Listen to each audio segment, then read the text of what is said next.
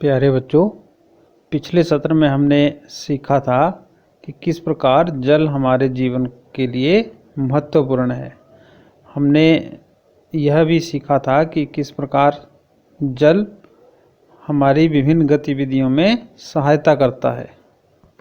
आज के सत्र में हम जानेंगे कि हमारे पास कितना जल उपलब्ध है। How much water is available for us on the earth. अंतरिक्ष से लिए गए पृथ्वी के चित्र को ध्यान से देखते हैं। यह नीला क्यों दिखाई दे रहा है? पृथ्वी को नीला ग्रह क्यों कहते हैं? Look at the picture of earth taken from the space. Why does it appear blue? Why we called the earth as blue planet? आइए इन प्रश्नों का उत्तर खोजते हैं। Let us come to find out the answer of these questions. प्यारे बच्चों, हम जानते हैं कि पृथ्वी की सतह का लगभग 71% 71% भाग जल से ढका हुआ है। We know that about 71% part of the Earth's surface is covered with water. पृथ्वी पर उपस्थित लगभग समस्त पानी समुद्रों, महासागरों, नदियों, तालाबों, भौमजल या बर्फ के रूप में या कुछ जल वाष्प के रूप में वायुमंडल में पाया जाता है। परंतु इसमें से ज़्यादातर जल हमारे उपयोग का नहीं होता है, क्योंकि यह जल खारा होता है। Almost all the water on the earth is contained in seas, oceans, rivers, lakes and as groundwater, and a few part is present in the atmosphere in the form of vapors. However, most of this water is not fit or useful to us because this water is salty. उपलब्ध सारे जल में से 98% 98% of the water is salty, यानी 98% जल खारा है। केवल 2% ही अलवणीय जल है, जिसको ताज़ा जल भी कहते हैं। इस 2% जल में से भी 87% वाटर जो ताज़ा पानी है वह बर्फ़ के रूप में ध्रुवों पर जमा रहता है, और उसमें से 12% भाग भौम जल के रूप में भूमि के नीचे होता है। केवल 1% पानी है जो नदियों और झीलों में पाया जाता है, और जिसमें से हम कुछ पानी का प्रयोग पीने के लिए या अन्य कार्य करने के लिए करते हैं। Out of 2% fresh water, 87% water is in the form of ice, which is present on the pole of the earth. 12% of water present in the ground as groundwater.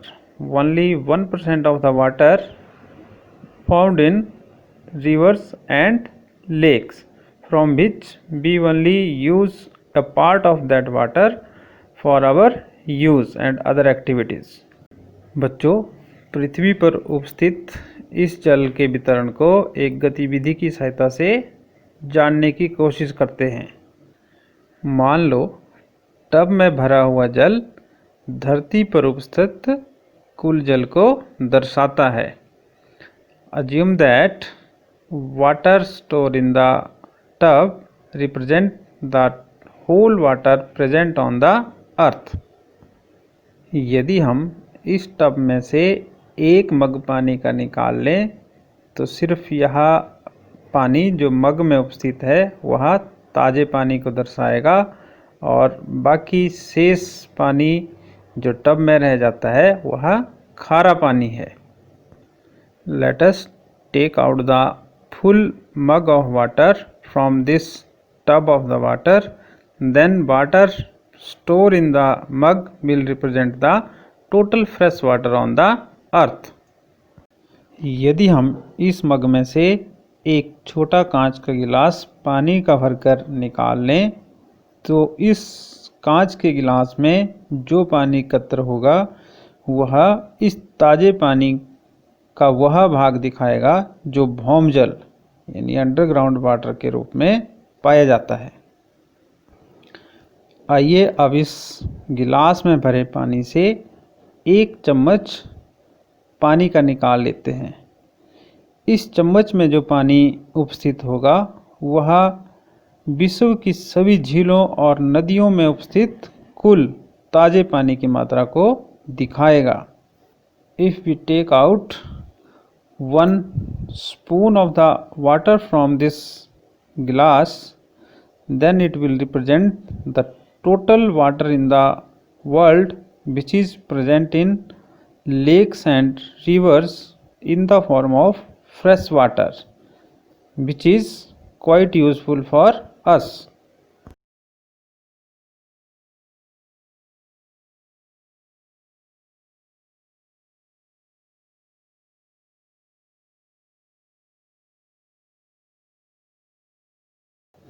बच्चों, हमारा देश भारत विभिन्न ऐसे क्षेत्रों में बंटा हुआ है जिसमें कुछ क्षेत्र ऐसे हैं जहां पर अत्यधिक वर्षा होती है और उस वर्षा के कारण वहां कई स्थानों पर बाढ़ की स्थिति भी उत्पन्न हो जाती है, जबकि कुछ ऐसे क्षेत्र हैं जहां बहुत कम बारिश होती है और अत्यधिक गर्मी के कारण वहां की भूमि में पानी की कमी हो जाती है और सूखे की स्थिति उत्पन्न हो जाती है।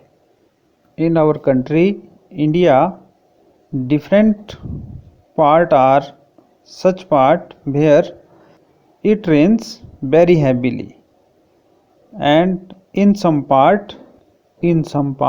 there is lack of rain, and in these parts or the regions sometimes drought situation occurred. आइए भारत के मानचित्र को देखते हैं जिसमें हमें कुछ क्षेत्र गहरे नीले रंग के दिखाई देंगे, कुछ क्षेत्र हल्के नीले रंग में होंगे और कुछ क्षेत्र हैं जो हमें सफ़ेद दिखाई दे रहे हैं। जिन क्षेत्रों का रंग गहरा नीला दिखाई दे रहा है, इन क्षेत्रों में 400 सेंटीमीटर से अधिक वर्षा होती है। यदि हम ध्यान से भारत के मानचित्र को देखते हैं तो हमें पूर्वी क्षेत्र और पश्चिम के तटीय क्षेत्र गहरे नीले रंग के दिखाई दे रहे हैं। जिन क्षेत्रों का रंग थोड़ा हल्का नीला रंग है, उन क्षेत्रों में 200 से 400 सेंटीमीटर के मध्य वर्षा होती है, जबकि जो क्षेत्र हमें हल्के नीले रंग में दिखाई दे रहे हैं उनमें वर्षा का स्तर 100 से लेकर 200 सेंटीमीटर के बीच में होता है। हमारा प्रदेश हिमाचल प्रदेश 100 सेंटीमीटर से 200 सेंटीमीटर वर्षा वाले क्षेत्र में पाया जाता है। बहुत हल्का नीला रंग उस क्षेत्र को दर्शाता है जिसमें 60 से 100 सेंटीमीटर के बीच में वर्षा का स्तर रहता है। कुछ क्षेत्र जिसमें गुजरात का कुछ भाग, राजस्थान का कुछ भाग, लाहौल स्पीति और किन्नौर के कुछ क्षेत्र जो हमें नीले रंग में नहीं दिखाई दे रहे हैं, वहाँ वर्षा का स्तर 40 सेंटीमीटर से कम रहता है। इन क्षेत्रों में कुछ रेगिस्तान भी पाए जाते हैं जहाँ बहुत ही कम वर्षा होती है।